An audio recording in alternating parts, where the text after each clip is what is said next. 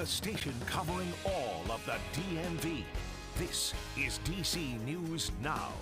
Well, good morning, everyone. Happy Sunday. We are waking up to lots of sunshine across the DMV, but we are going to be seeing clouds roll their way in before we see showers. So definitely keep it here. I'll check out that forecast. It's coming up.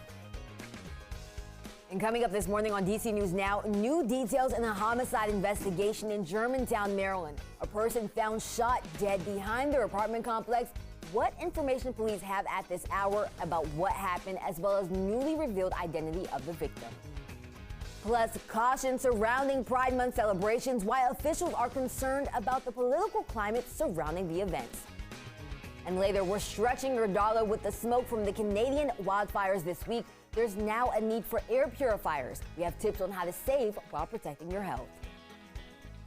Good morning and happy Sunday, everyone. Thank you so much for joining us on DC News Now. I'm Yamari Sase. We'll get to our top stories in just a few minutes, but first, we're going to talk about weather. Now, I know it's going to be hot today, but we're also expecting some showers, right, Brittany? Yes, you know, Yamari, the definition of Sunday Fun Day is in full effect as we head through your day today before showers begin to roll their way in as we head into your Sunday evening into the overnight hours. So radar kind of showing you the overall picture. This is the reason why we're going to be seeing those showers. We're keeping our eye out on a low that's further off to the north and then an approaching cold front off to the west. They're going to work their way in as we head into the evening to overnight hours, sparking up a few showers late tonight, and then widespread rain and thunderstorms will be in store as we kickstart your work week. Zooming in to radar across the entire DMV, we are fairly quiet. Lots of sunshine to go around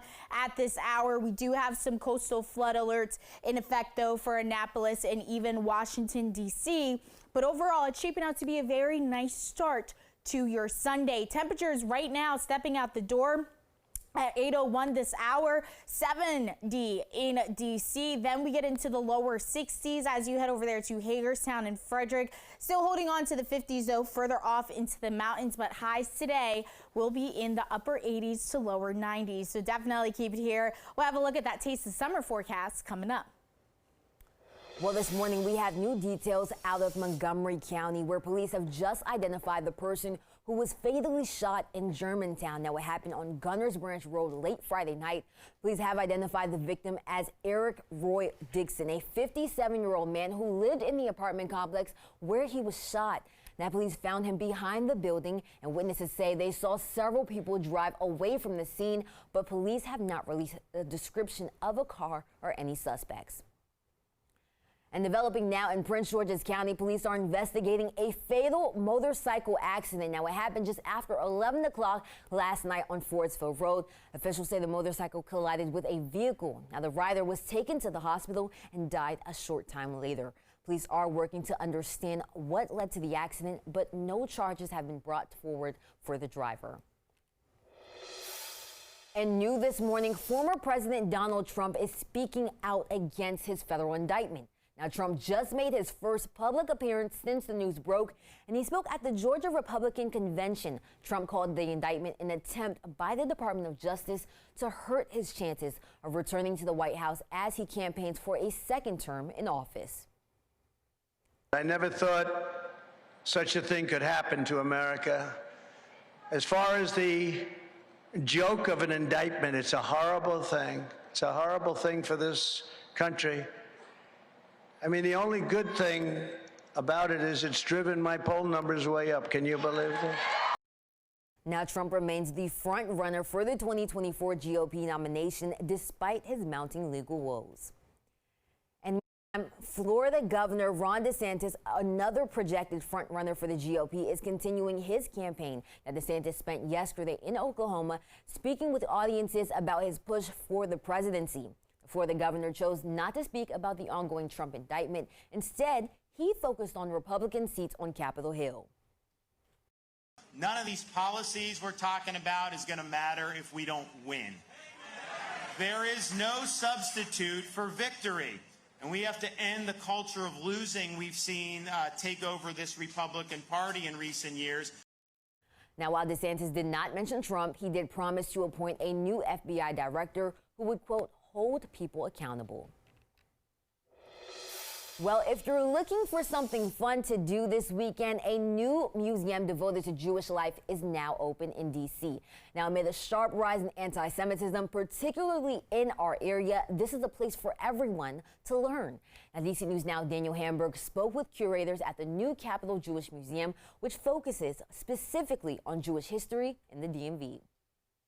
It's not just one community, it's lots of communities. What's the variety of the story of the history of Jews in this region, not just in D.C. itself, in the district, but also in the suburbs. The Lillian and Albert Small Capitol Jewish Museum has been more than a decade in the making. The mall has all the Smithsonian's, and they're all really impressive and feature different things, but there's no museum solely dedicated to the Jewish community in D.C. This museum showcases a range of local Jewish figures like Supreme Court Justice Ruth Bader Ginsburg. Marcia Greenberger, she's an attorney who helped fight for Title IX. Bill Black is here on opening day to learn about the history of Mott's Market. And how that connects to the whole history of Jewish families, Jewish immigrants particularly, coming and opening grocery stores. Curators want visitors of all backgrounds to learn. As we all learn more about each other, of course, hopefully we can build empathy in that way and build our instinct for social justice and for taking care of one another. While fighting anti-Semitism isn't the main story, it is addressed here. This is a story of this community in which there's balance, right, between trying to overcome a place that can be clubby, that can be prejudicial, that can have assumptions about people, and also a place where there's proximity to power. Having a museum here that can tell the story of Jews in Washington is critical to people knowing the story of this community. Well, that was our Daniel Hamburg reporting. And one interesting fact, the museum has two connected parts. Now, one of the buildings was the first building to be built as a synagogue in D.C., opening in 1876. Now, admission is free, but you're asked to reserve your tickets online. Well, in honor of Pride Month, hundreds of people were welcomed onto the South Lawn of the White House yesterday, and President Biden spoke to the crowd, promising his support for the LGBTQ+ community in the face of discriminatory bills and laws being passed across the nation. Now, there was also live entertainment from the musician Betty Who, and the event was originally scheduled for Thursday, but was delayed due to poor air conditions from the wildfires in Canada. Now, we also want to remind you of some ongoing traffic advisories happening in the district this weekend. A number of streets are closed and emergency no parking is being enforced in new areas. Now, emergency no parking is enforced on portions of 3rd, 4th, and 6th streets, as well as on Pennsylvania and Constitution Avenues. Now, that change will continue through the end of the weekend, and parts of 3rd Street and Pennsylvania Avenue are closed to traffic as well. Parts of 4th Street, 6th Street, and Constitution Avenue are closed down, and all roads will remain open. Will reopen Monday at 3 a.m. A list of the exact changes can be found on our website, dcnewsnow.com.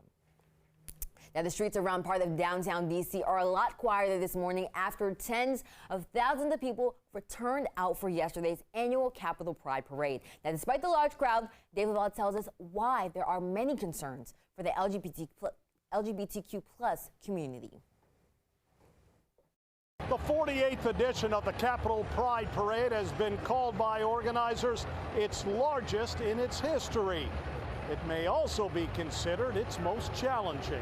There's not that many kids out there in the world who can be unapologetically themselves. 17-year-old Amir of Maryland transitioned to male from a female more than 3 years ago. Amir is among the thousands of participants who display that pride in D.C.'s annual Capitol Pride Parade. As a young student, as a young athlete, that means a lot to everyone around me who is able to be themselves and be out here and, is celebrating who they are and celebrating each other and loving on each other. This year's parade comes at a politically charged time for the LGBTQ community. The Human Rights Campaign has issued its first national state of emergency due to the more than 70 bills passed this session in various state legislatures. That, according to the campaign, is an all-time high. Many of the measures target transgender people. That must change, says arguably the nation's most notable person in the transgender movement, Assistant Secretary for Health, Admiral Rachel Levine. Fight against these regressive state laws that are being passed, which damage and attack our vulnerable community. The Human Rights Campaign estimates more than 500 bills have been introduced in state legislatures this year that target the LGBTQ community. That's more than quadruple the number from 2015. Dave Laval, DC News Now. Now, the Human Rights Campaign praised Michigan and Minnesota for expanding the LGBTQ+ rights over the last year. Meanwhile, Florida, Tennessee, and Texas are listed as the most hostile states. All right, your time now, 8:09, and if you are stepping out the door, maybe rocking the fro today, your frizz forecast, you have nothing to worry about. Our humidity levels are down as we head through your day today, but I can't say the same as we head into those overnight hours. A quick look at the next 3 days. Lots of sunshine today with temperatures getting into the 90s. We crank up that humidity late tonight into early tomorrow morning. Then those showers and thunderstorms rolling their way through on Monday. Then it looks like our temperatures are in the 80s by Tuesday. So definitely keep it here. We'll time everything out for you guys in just a bit.